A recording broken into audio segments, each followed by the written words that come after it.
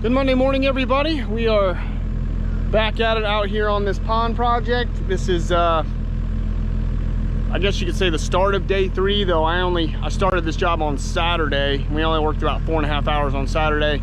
Got 7 hours in yesterday, got a lot done, and I'm hoping to get 8 hours, a solid 8 hours in here on today with little Munchie. So let's take a quick look at what we got and get started. Okay, so yesterday we got the pond finished and I got started working down this ditch line.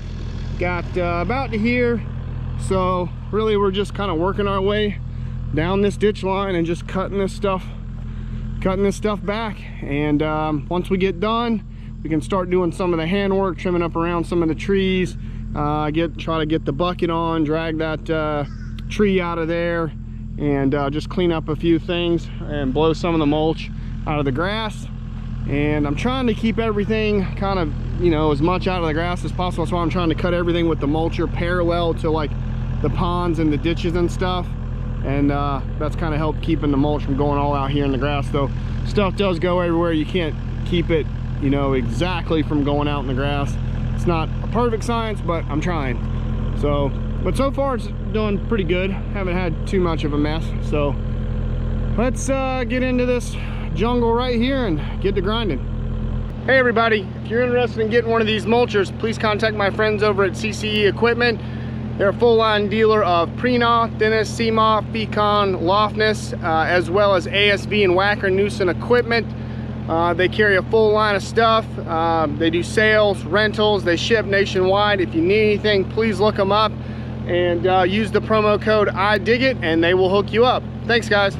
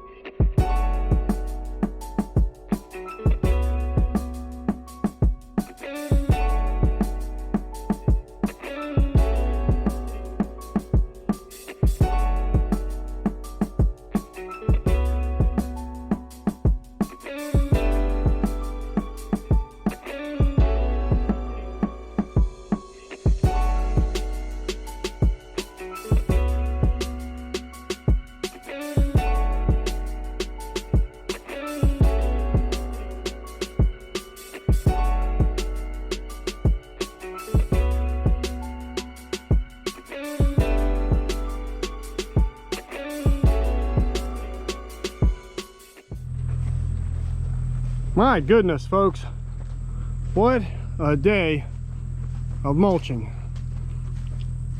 That was crazy through there, I'm not gonna lie. That was thick. It was thick, and there were a lot of vines, a lot of grapevines, muscadines. I hated to cut them down, but they look horrible hanging from those trees, and golly, they hang up the top something fierce. I tried to do the best I could, but I'm gonna come back through here with the saw and the hedge trimmer tomorrow. We're gonna do some fine tuning.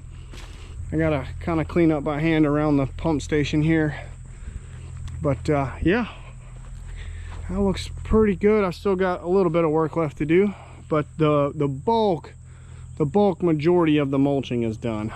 So tomorrow will be hand work and just trimming everything up, getting everything blown off, bucket work, you know, trying to get that tree out, get that willow out, clean up some of this stuff right here a little bit, what I can get to. So yeah, looks good. We're getting there. We're getting there. So I got about 45 minutes left on the day. I'm gonna try to get a little bit of handwork done, not too much I don't think, but we'll see what we can get done really quick. And what we'll do is we'll come around here, like that stuff I couldn't get, you know, we'll make mulch piles, you know, and somewhere, you know, that's kind of open, like right there, and just mulch all that stuff down in a mulch pile, and that's what we'll do. So those of you that might be wondering why I didn't use the skid steer through here, well, there's a couple reasons for that, and they're all very practical.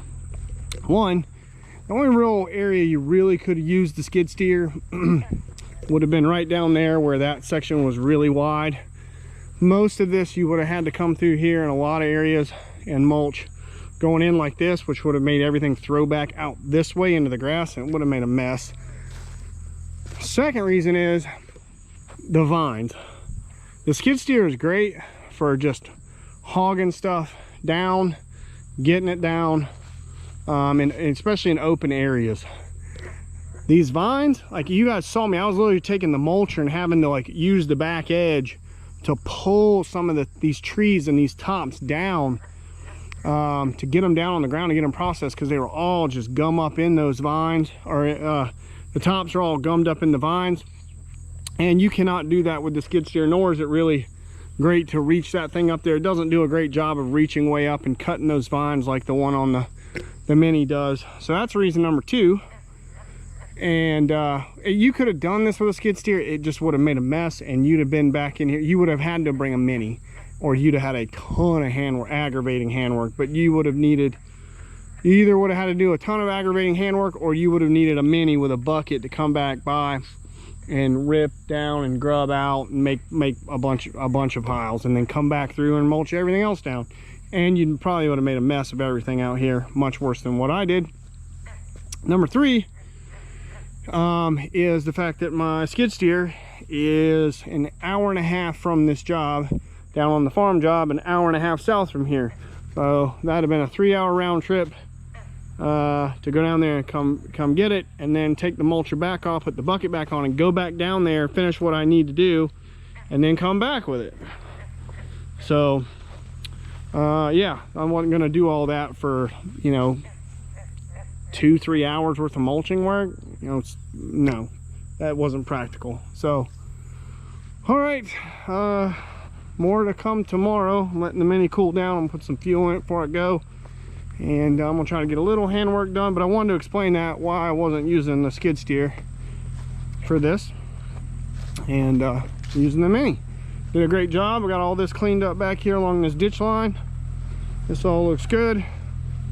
So I did lose a few chains off my mulcher. I guess I don't know how that came off, because they had a lock washer, and I torqued the hell out of these things, but it came off and it slid back, and I lost 5 of my chains. I'll pick some more up in the morning, but that kind of sucked. But oh well, stuff happens. I don't know, I may not need to pick those up for now. I just got mulch piles to do tomorrow, it'll probably be fine. All right, hope you guys enjoyed it. I will be back here tomorrow. Hope you guys are having a great week. Bye, everybody. All right, folks, we are just about to get this pond wrapped up. I've got pretty much all the handwork done. Went around, just cleaned up all the trees, got some of those branches, some of the low-hanging branches of some of these pines and other trees lopped off. And now we've got about, I don't know, 6 or so brush piles we got to get knocked down, you know, just stuff I couldn't get with the mulcher or limbs and stuff. So we're going to go around with a little munch and just munch all these down. And I've got a little bit more handwork to do, but that's not too much. It's just right over here on this little bit right there, but the rest of it's done. And so I'll just time lapse us going around here mulching up these piles. And I will be back here tomorrow because the neighbor wants some work done, and I'll just include that in this video too. It's probably gonna be 2-3 hours, you know, something like that. Probably closer to 2, I think. So I'm not gonna get to that today, so we'll be back tomorrow. So let's start grinding some piles, and then we'll take a look, see what we look like when we're done.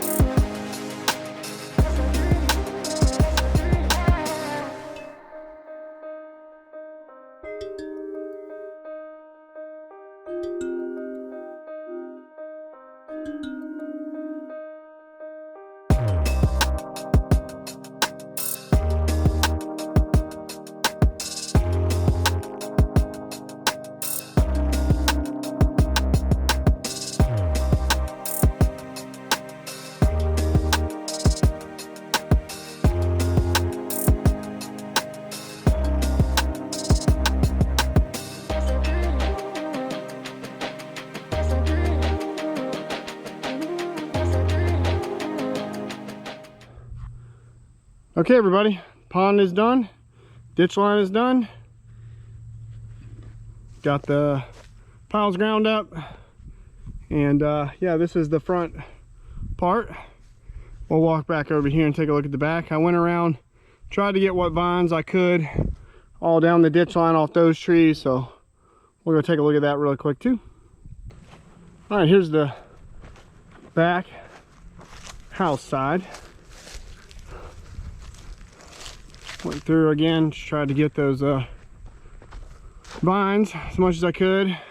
I was going to clear that out, like some of those willows and stuff, but he wanted me to leave that as privacy for the pool house, so we left most of that. But the rest of this, whatever I could get down, I got down. Cleaned up all that, got those mulch piles up, got that willow snatched out of the pond, got that tree pulled out, so it looks good. So here's the other back side, the other side. Came through here, got all the rake mulched out of the grass. That about killed me. that was a job. A lot of raking, but we got it looking good. Went through there, cleared what I could. He told me not to worry about the cars when I was mulching. Said they were junk, don't worry about them. I mean, I didn't want to hit them, but he's like, don't worry about them. So we'll go up through here and take a look at the main ditch line really quick. Here's the main part of the ditch line. Had to do around the pump stuff and the propane, had to do that by hand, but got that dead tree down right there. Wasn't very big. Kubota snatched it right out of the ground. Got all that ground up through there. The owner told me he feels like he's gained an acre of property. I said, you probably have. I don't know if it's that much, but it seems like it. I mean, he's gained a lot of property. So yeah, this side turned out well. Looks good. Those trimming those branches off some of the gums and the pines really opened it up. You know, whatever I could reach. So it looks good.